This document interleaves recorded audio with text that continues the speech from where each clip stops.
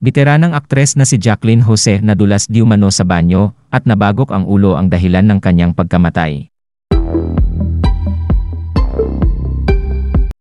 Isang malungkot na balita ang gumulat sa mundo ng showbiz kagabi March 3, nang maging balita ang umano'y pagpanaw ng premyadong aktres na si Jacqueline Jose sa edad na 59.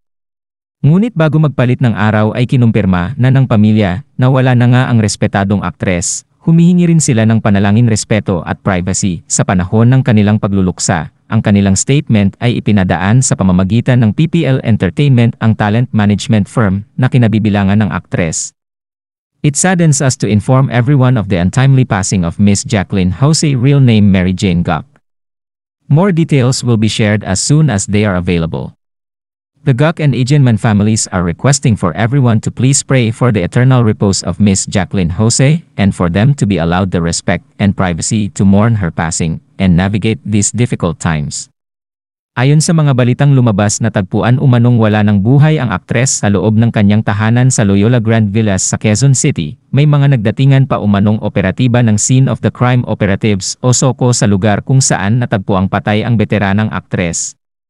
Base sa mga naglabasang balita mula sa mga taong nakatira sa kaparehong village kung saan naninirahan ang aktres ay sarado at may yellow tape nang nakalagay sa magkabilang dulo ng kalye. Ang kwento ng mga taga roon base sa narinig na usapan, isang araw na pala patay si Jacqueline. Nung nagdatingan na ang mga pulis, nangingitim na raw ang katawan nito. Mag-isa lang daw ito sa bahay dahil nagpaalam ang kasambahay ng day off, kaya mag-isa siyang naiwan sa bahay. Ang hirap pag nag-iisa sa bahay, lalo na kung may edad na, komento ng ilang residente sa lugar.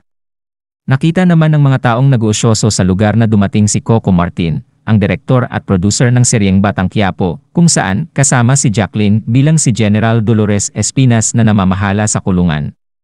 Namataan din si Cherry Pay Picache sa lugar at kausap si Coco at ang iba pang naroon sa bahay. Isa pa sa anggulong lumabas ay nadulas di umano ang aktres sa loob ng banyo at tumama ang ulo dahilan ng kanyang pagkamatay. Nauli na ni Jacqueline ang kanyang dalawang anak, ang aktres na si Andy Agenman na nakabase sa Siargao at Gwen na nakabase naman sa Amerika.